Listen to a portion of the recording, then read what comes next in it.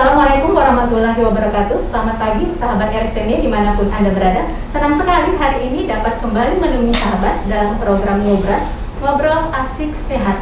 Suatu program yang dapat memberikan sahabat banyak informasi dan tip-tip kesehatan langsung dari ahlinya. Sahabat, tanggal 29 Oktober diperingati sebagai Hari Stroke Sedunia.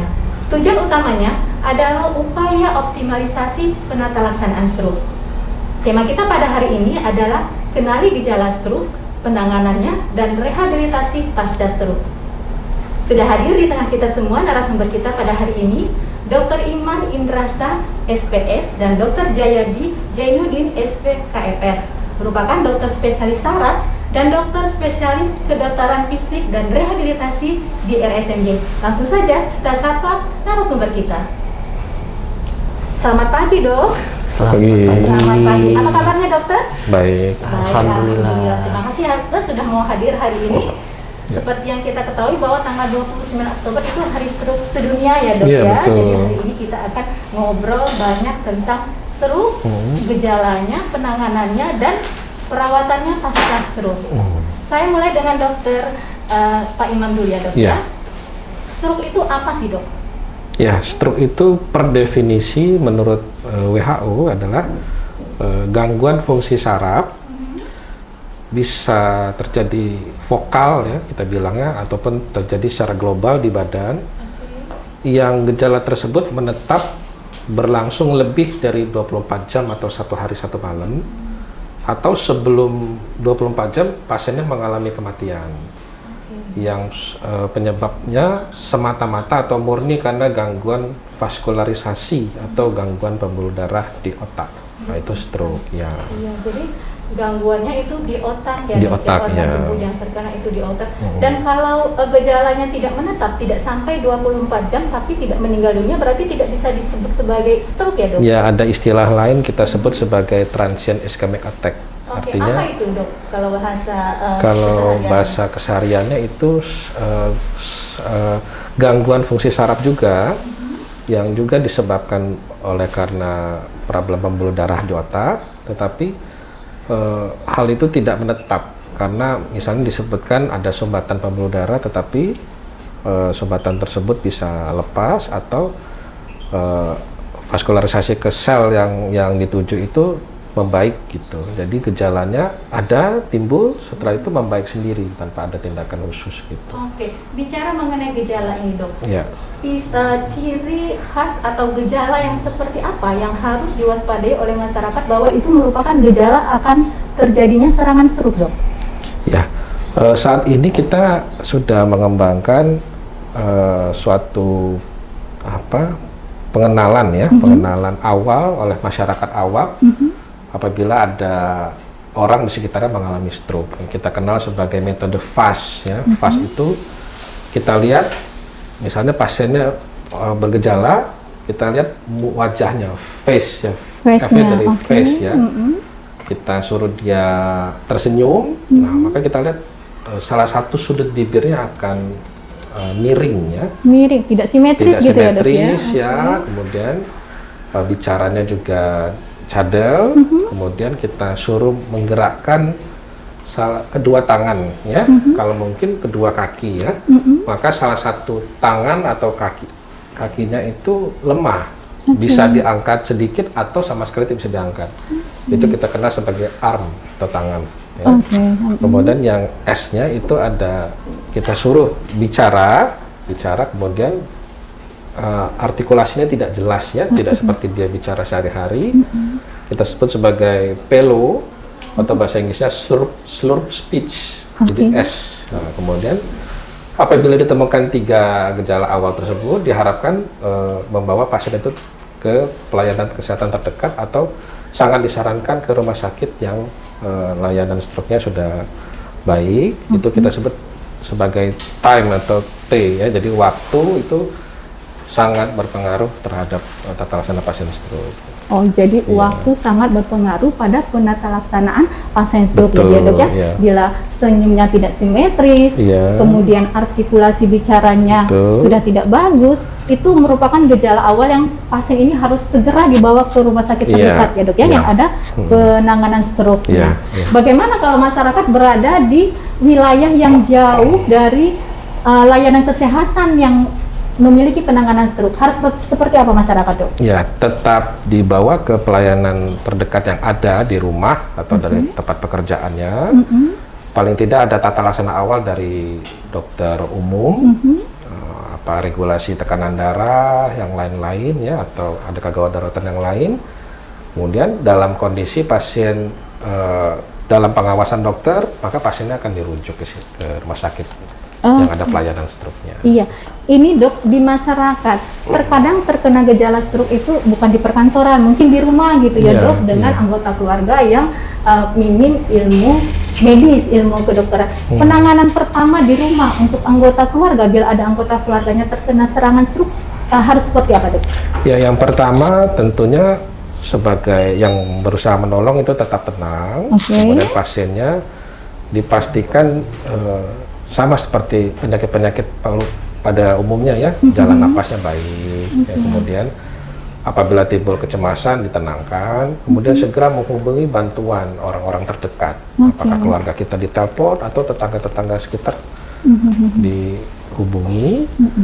Kemudian apabila pada sehari-hari sudah mengalami penyakit bawaan seperti hipertensi dan diabetes, maka obat-obatan itu disiapkan untuk dibawa juga ke rumah sakit, sehingga pada saat ditanya oleh dokternya riwayat penyakitnya jelas gitu. Jelas. Oke. Baik dokter, faktor resiko untuk terjadinya serangan stroke pada seseorang itu apa dok? Ya, faktor resiko stroke itu ada banyak ya. Ada faktor yang tidak bisa dimodifikasi lagi ya, ada yang masih bisa kita ubah atau dimodifikasi. Yang tidak bisa kita ubah tentunya usia ya. Kemudian pernah mengalami stroke sebelumnya, karena pasien yang pernah mengalami stroke sebelumnya itu berisiko jauh lebih besar mengalami serangan stroke ulang, ya, apalagi yang tidak rutin kontrol ke dokter. Yang bisa diubah adalah riwayat penyakitnya, ya sehari-hari, misalnya hipertensi yang tidak terkontrol, ya, diabetes mellitus, kemudian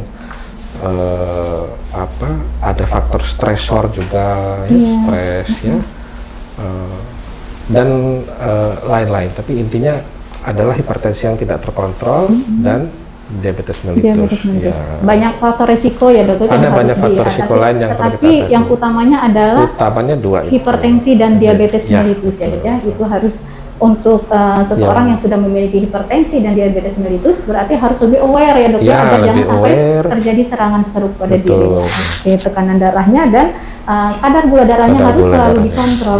Baik dokter, cara untuk kita menghindari agar tidak sampai terkena stroke itu seperti apa dok? Ya, tadi ya. Cara pencegahannya dok. Betul. Jadi bila sudah ada penyakit bawaan ya, karena stroke ini pada umumnya adalah suatu penyakit yang merupakan efek dari kondisi penyakit yang tidak tertangani dengan baik ya. Misalnya darah tinggi sudah bertahun-tahun tapi minum obat hanya pada saat ada gejala seperti sakit kepala dan pusing, setelah itu tidak makan lagi. Juga diabetes mellitus yang tidak terkontrol ya. Karena yang terkontrol saja masih ada mengalami risiko ya.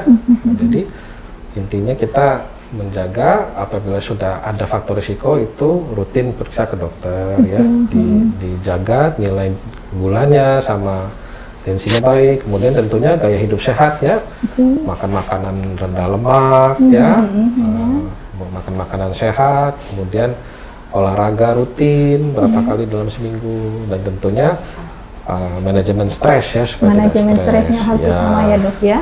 Baik. Dokter, ini sering kita lihat di masyarakat bahwa stroke itu terjadinya berulang dok. Serangan pertama, serangan kedua, serangan ketiga. Dan katanya dok, serangan kedua dan ketiga itu akan sangat membahayakan dibanding serangan pertama. Ini bagaimana dok?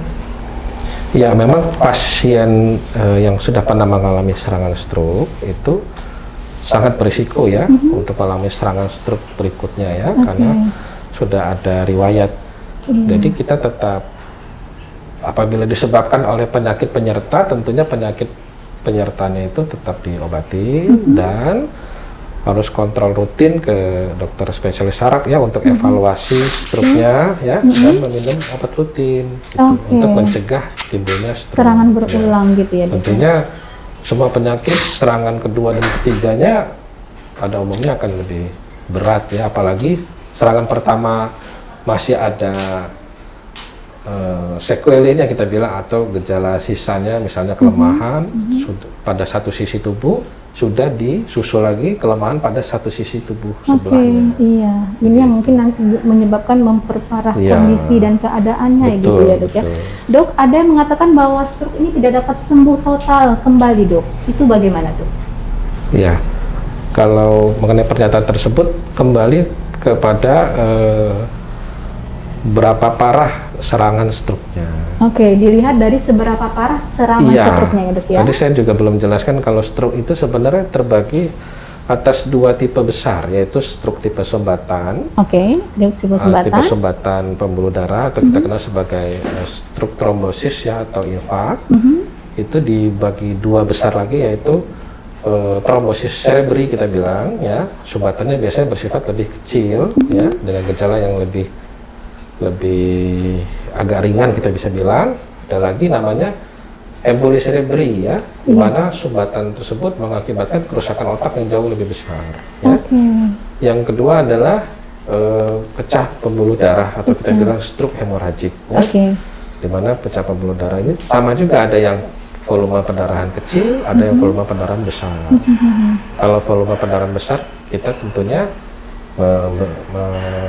merujuk ya pada dokter bedah saraf ya, kemarin di MYunus dokter Lukas ya, spesialis bedah saraf, untuk dilakukan tindakan pengambilan dari bekuan darah tersebut. Berarti faktor besarnya karena dua hal itu tadi ya, Dok ya, pembekuan atau penyumbatan atau pecah pembuluh darah. Jadi stroke terbagi atas penyebab dua hal tersebut ya, Dok ya. Ada yang kecil dan ada yang besar. Jadi penanganan stroke seberapa cepat dan seperti apa tingkat stroke-nya itu yang nanti akan mempengaruhi tingkat kesembuhannya ya, Dok ya. Itulah mengapa tadi dokter bilang bahwa pasien stroke harus segera dibawa ke rumah sakit ya, Dok ya, karena mempengaruhi nanti tingkat kesembuhannya. Oke, dokter, bagaimana dengan pelayanan stroke di RSMD, Dok? Ya, kalau di Rumah Sakit Muhammad Yunus kita sudah sejak lama concern terhadap pasien-pasien stroke ya, karena secara epidemiologi stroke adalah penyebab kematian tertinggi di dunia saat ini di dunia ya, dan merupakan penyebab kelumpuhan, kelemahan atau disabilitas orang, jadi tidak bisa jalan, tidak bisa makan, itu nomor satu di dunia. Nah, angkanya makin tahun makin tinggi, makanya kita sudah diadakan memperingati Hari Stroke ya, World Stroke Day ini, supaya pasien-pasien ya, masyarakat lebih aware terhadap stroke ya, karena angkanya tinggi. Nah, di rumah sakit ini sudah ada pelayanan yang cukup komprehensif terhadap pasien stroke. Sudah ada pemeriksaan CT scan kepala ya, yang merupakan golden standar, baku emas pemeriksaan pada pasien stroke. Sudah ada ruangan khusus unit stroke ya, merupakan ruangan khusus ya, pelayanan unit stroke, terutama pada fase akut ya. Jadi memang ruangannya hanya untuk pasien stroke ya. Jadi diharapkan dengan ruangan ini output atau keluaran pasien juga lebih bagus. Kemudian kita juga sudah ada pelayanan fisioterapi medik dengan Dr. Jayadi ya, nanti yang akan sangat membantu dalam proses pemulihan pasien-pasien stroke tersebut. Oke, berarti untuk di RSMD, sahabat RSMD sudah ada unit khusus untuk pelayanan stroke ya, Dok ya. Sudah ada juga pemeriksaan penunjang untuk penanganan stroke seperti CT scan dan fisioterapi tadi untuk pasca perawatan stroke-nya ya, Dok ya. Dan sudah ada ruangan rawat inap yang khusus untuk merawat pasien stroke, di mana tentu saja SDM-nya sudah terlatih ya, Dok ya. Sudah terlatih baik dokter maupun perawatnya ya, Dok ya. Sahabat, tadi sudah kita dengarkan penjelasan dari Dr. Iman mengenai definisi, gejala, dan penata laksanaan pasien stroke. Sekarang kita akan ngobrol dengan Dr. Jayadi mengenai seperti apa sih penanganan pasien setelah perawatan stroke. Rehabilitasi apa, Dok, yang dilakukan pada perawatan pasien stroke? Ya, terkait dengan rehabilitasi pada perawatan stroke ini bisa kita bagi pada saat pasien dirawat di rumah sakit atau kita kenal sebagai fase akut ya, dan juga mesti harus dilanjutkan setelah pasien keluar dari rumah sakit. Nah, rehabilitasi harus sedini mungkin. Nah, banyak yang dilakukan ya. Seperti kita ketahui bahwasanya rehabilitasi ini adalah salah satu tata laksana yang sifatnya non medikamentosa ya, tanpa obat-obatan, yang terdiri dari mungkin pasien setelah kena stroke tersebut mengalami gangguan fungsi, tidak bisa berjalan, atau bahkan dia tidak bisa duduk sama sekali, hanya terbaring saja, maka kita lakukan rehabilitasi dini untuk pasien bisa kembali duduk atau kembali berdiri dan berjalan. Ada juga dampaknya pasien akibat stroke tidak bisa makan, tidak bisa bicara, maka kita harus melakukan upaya rehabilitasi dini untuk pasien bisa makan, dan juga bisa bicara seperti biasa, seperti sedia kala, dan banyak lain-lainnya. Berarti pasien stroke itu sudah mendapatkan tindakan rehabilitasi medis di hari perawatan di rumah sakit ya dok ya? Betul sudah sekali, betul. Nanti akan dilanjutkan mungkin dengan tindakan setelah dirawat ya dok ya? Betul sekali. Dokter, ada yang bilang stroke itu tidak bisa kembali normal mobilitasnya. Bagaimana itu dok?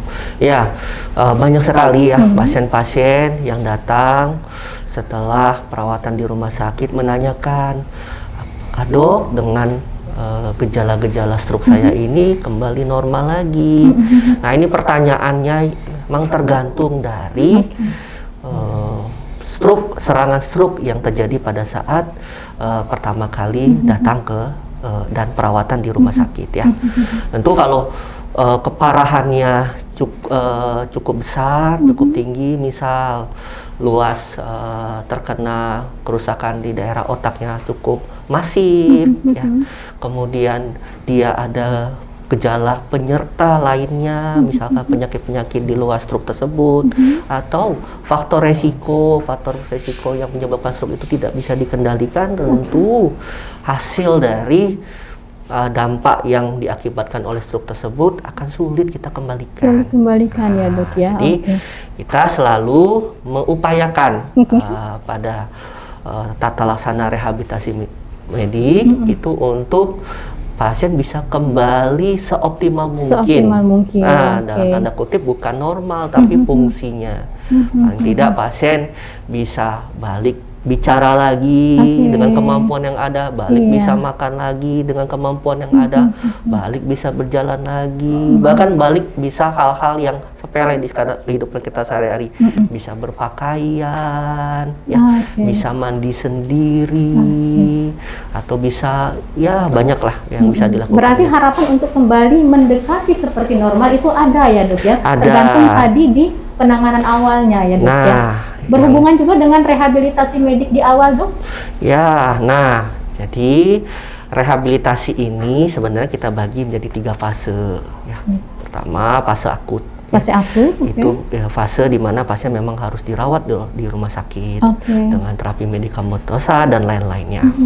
Yang kedua kita sebut sebagai rehabilitasi fase subakut. Nah, rehabilitasi fase subakut ini dimulai dari 2 minggu sampai 6 bulan. Nah, yang paling penting ini adalah fase ini ya, karena disebutkan sebagai golden period, masa emas, di mana recovery dari atau pemulihan atau proses penyembuhan jaringan saraf yang rusak itu bisa kita optimalkan untuk bisa difungsikan kembali, mendekati normal ya dok. Berarti di masa golden betul. Itu tadi ya dok. Maka kalau ada pasien-pasien stroke yang berada di bulan-bulan tersebut setelah serangan, sebaiknya ataupun harus dilakukan upaya rehabilitasi. Dan setelah itu ada yang namanya rehabilitasi fase kronik setelah 6 bulan.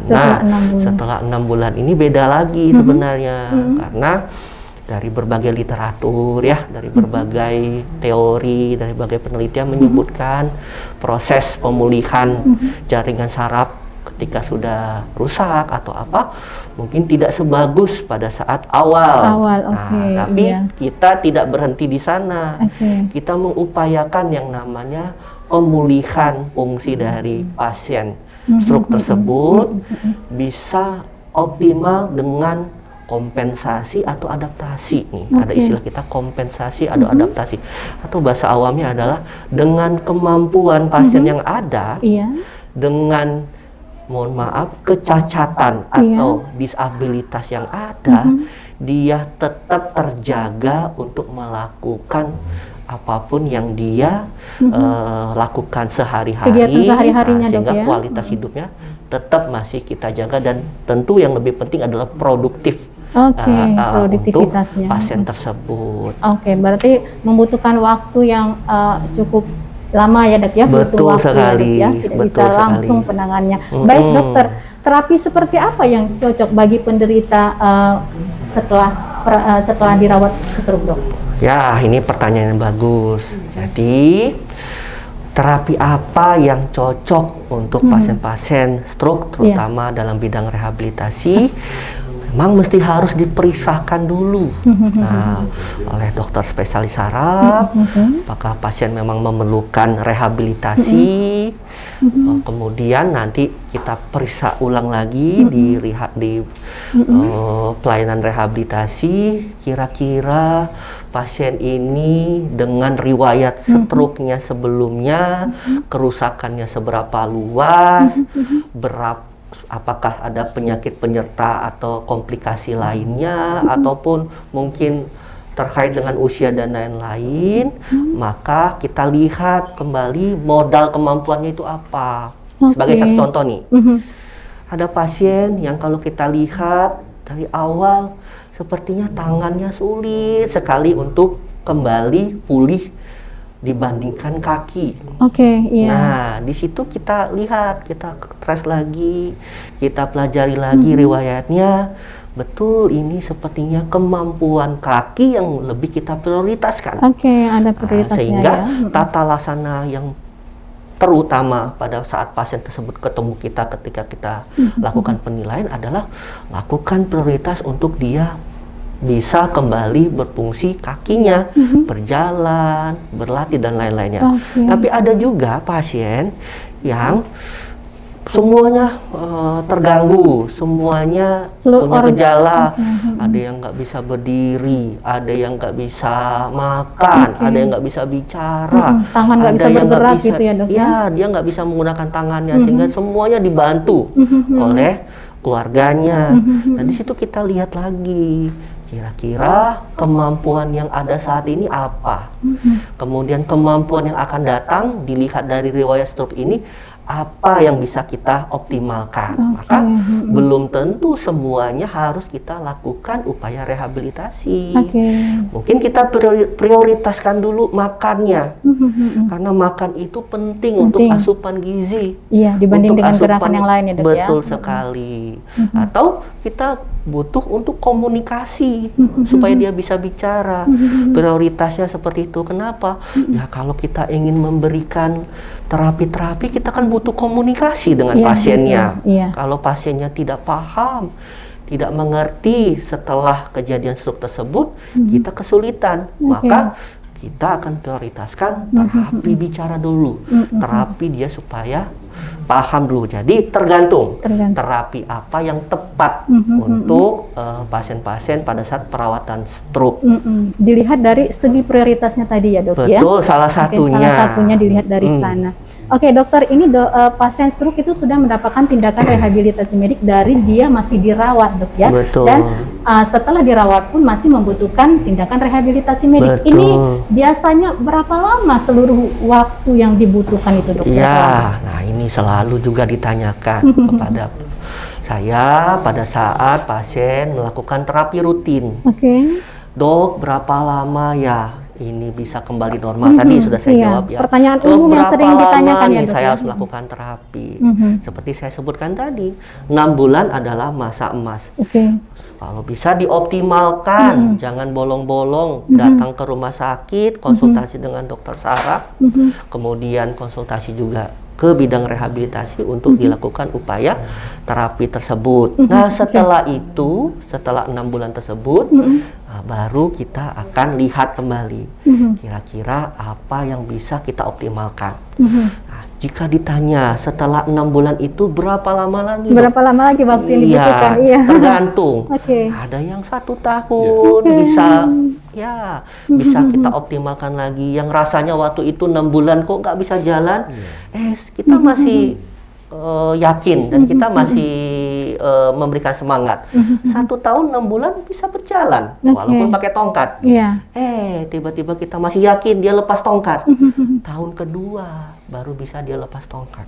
Nah, hal tersebutlah yang ingin kita lihat. Nah, jikalau ditanyakan berapa lama jangka waktunya, itu tergantung lagi dari kondisi pasiennya. Berarti beda pasien beda waktu yang dibutuhkan ya dok ya? Betul sekali. Ini pasien dan keluarga harus punya ekstra sabar ya dok ya dalam penanganan ini. Dan kata kuncinya memang jangka panjang. Jangka panjang, baik. Asal nih, faktor resiko, faktor penyebab, semuanya harus dikendalikan, dikontrol, dan harus tetap kontrol dengan dokter spesialis sarafnya. Oke, jadi berkolaborasi antara dokter saraf dan dokter rehabilitasi medik ini ya dok ya dalam penanganan pasien stroke, terutama pasien pasca perawatan stroke ya dok ya. Oke, dokter, di masyarakat awam sering kita dengar bahwa pasien stroke itu ada yang dipijat. Ini secara medis gimana ya dok? Boleh nggak pasien stroke dipijat? Iya, itu lagi-lagi ditanyakan kalau saat saya sedang praktek. Iya. Dok, boleh sering ya dipijat? dok ya pertanyaan ini ya dok ya? Iya, betul sekali. Dan saya selalu berulang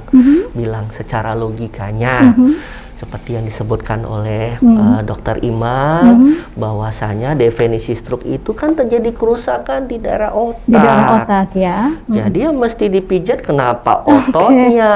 Betul Ya kan, sekali, secara sederhana saya selalu bilang seperti itu kepada pasiennya. Nah, jadi yang kita upayakan itu adalah sebenarnya pemulihan dari otaknya tersebut, bukanlah pijat otot atau pijat-pijat yang lainnya. Pemulihan untuk otak tersebut adalah dengan selain terapi obat-obatan medikamentosa, wajib dilakukan terapi-terapi non medikamentosa seperti fisioterapi atau kita sebut sebagai terapi fisik. Ya, yang kedua terapi bicara, kemudian terapi okupasi, dan bahkan kita membutuhkan psikolog serta pekerja sosial untuk melakukan terapi pemulihan dari kerusakan cedera otak tersebut. Jadi sekali lagi pada para penderita stroke dimanapun berada, untuk terapi pijat ya kita dalam dunia medis selalu berdasarkan dari teori kita yang menyatakan ya kita ingin memulihkan otaknya ya, dan kita ingin meminimalisir dampak dari kerusakan otak tersebut. Jadi secara medis benang merahnya pijat itu tidak disarankan ya dok ya? Tidak disarankan. Baik, dengar ya sahabat bahwa secara medis pasien perawatan pasca stroke itu tidak disarankan untuk dipijat ya dok ya? Tidak disarankan untuk dipijat. Baik dokter, kita masuk ke pertanyaan selanjutnya. Sering kita lihat bahwa pasien setelah terkena serangan stroke, organ mobilitasnya seperti tangan atau kaki itu ada yang mengecil ukurannya. Itu kenapa dok? Ya, betul. Nah, jadi setelah pasien terkena serangan stroke, maka tadi ada komplikasi yang bisa saja menyertai pada pasien stroke. Salah satunya adalah tampak pasiennya lebih kurus. Tapi kalau kita lihat lebih detail lagi, di tangan dan kaki sebelah badannya itu mengecil otot-ototnya. Ya, itu akan terjadi ya, dan itu yang ingin kita usahakan supaya tidak terjadi dengan kita melakukan terapi rutin. Nah, kenapa? Pertanyaannya, kenapa itu terjadi? Nah, secara sederhana, kalau pasien stroke tidak mampu menggerakkan anggota gerak atasnya, tangan dan kaki dalam periode yang lama, jangka waktu yang panjang, ketika otot tidak dipakai, ketika anggota tubuh kita tidak akan dipakai, maka lama-kelamaan dia memang akan mengecil, mengisut. Karena tadi tidak bisa digunakan. Kenapa tidak bisa digunakan? Iya, tadi kita contohkan saja kaki, memang dia belum mampu untuk berjalan, tidak mampu untuk berjalan, dan itu sudah lama nggak mampu berjalan. Terutama mungkin ada pasien yang tidak pernah terapi, akhirnya datang ke kita dengan kecil sekali ototnya. Nah, tapi mudah-mudahan kalau dia ikut terapi rutin, pengecilan otot itu bisa kita cegah, bisa diminimalisir, sehingga pasien jalannya lebih dini, sehingga nanti ototnya, terutama otot kakinya, juga akan lebih terpelihara dan terjaga dari otot mengecil tersebut. Otot mengecil itu tadi. Oke, baik dokter. Mengenai layanan rehabilitasi medik setelah dirawat karena stroke, ini apakah di-cover oleh Jaminan Kesehatan Nasional atau BPJS, dok? Ya, dengan era Jaminan Kesehatan Nasional yang diselenggarakan oleh BPJS, alhamdulillah sangat terbantu dengan asuransi JKN ini. Oleh karena itu, pasien-pasien yang sudah melakukan perawatan stroke di rumah sakit, kemudian nanti setelah itu dirawat jalan, dan nanti akan dilakukan terapi rutin di bidang rehabilitasi seperti tadi ya, fisioterapi, terapi fisik, terapi bicara, terapi okupasi, dan lain-lainnya, itu semuanya sudah di-cover oleh asuransi. Yang paling penting itu, yang saya sangat sedihnya, sudah di-cover oleh, sudah dibantu oleh asuransi, tapi pasiennya sering bolong-bolong atau tidak mau datang ke rumah sakit. Iya, tidak padahal mau sudah datang untuk terapi. Ya dok ya, tapi mungkin itu tadi faktor kebosanan kali ya dok ya, karena waktu dan berulang-berulang itu tadi. Betul sekali. Iya, itu sangat disayangkan ya dok ya. Betul sekali, sangat disayangkan. Tindakan rehabilitasi medik ini harus diikuti oleh pasien secara teratur ya dok ya, dan terus menerus. Baik dokter, bagaimana dengan layanan rehabilitasi medik yang dimiliki RSMY dok? Bisa diceritakan? Ya, layanan rehabilitasi medik di RSMY ini sebenarnya sudah lama dilakukan. Dalam hal ini adalah fisioterapi atau dalam hal kita sebut sebagai keterapian fisik. Itu sudah jalan, alhamdulillah. Dan alhamdulillah rehabilitasi medik saat ini sejak tahun kemarin di Rumah Sakit M. Yunus kita ada terapi lainnya, yaitu terapi wicara. Ada terapi wicara ya dok ya? Iya, karena pasien stroke ada saja yang mungkin kena masalah terganggu bicaranya ya dok ya. Ada lagi tambahan terapi okupasi. Terapi okupasi, yang seperti apa itu dok? Nah, ini pasti ditanyain ya, membingungkan nih, bahasanya masih okupasi. Masih jarang terdengar gitu ya dok ya, masih asing. Jadi terapi okupasi ini berbeda dengan terapi wicara dan fisioterapi. Nah, salah satu upayanya adalah pertama, dia juga akan terlibat dalam memulihkan fungsi tangan. Nah, jadi kalau masalah fungsi tangan yang halus-halus, kalau kita istilahkan motorik halus, ya. Itu kita perlukan latihan-latihan terapi okupasi. Nah, motorik halus ini untuk apa dok? Loh, kita kan banyak untuk kegiatan kita sehari-hari, berpakaian, butuh jari-jari tangan.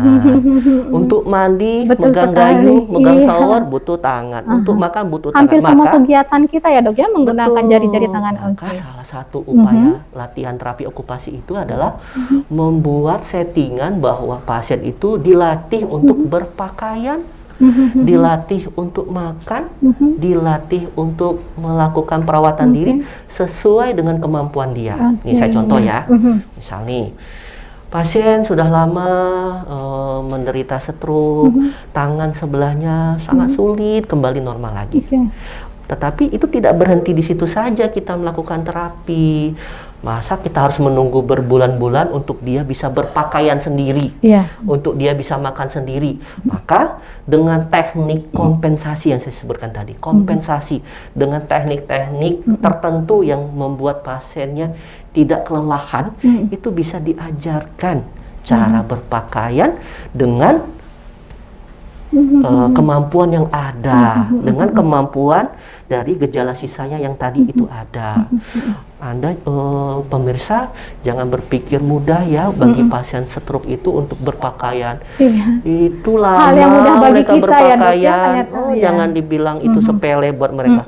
Lama sekali, butuh waktu, kemudian kadang membuat kesal mereka. Nah, kalau kita ajarkan teknik-tekniknya untuk melakukan aktivitas tersebut, nah pasien akan lebih tergerak untuk melakukan upaya mandiri. Dan ingat, kalau dia melakukan teknik kompensasi berpakaian, merawat diri, cara mandi, cara makan, itu juga sudah suatu latihan di rumah, selain di rumah sakit. Selain di rumah sakit, iya, itu yang terapi okupasi.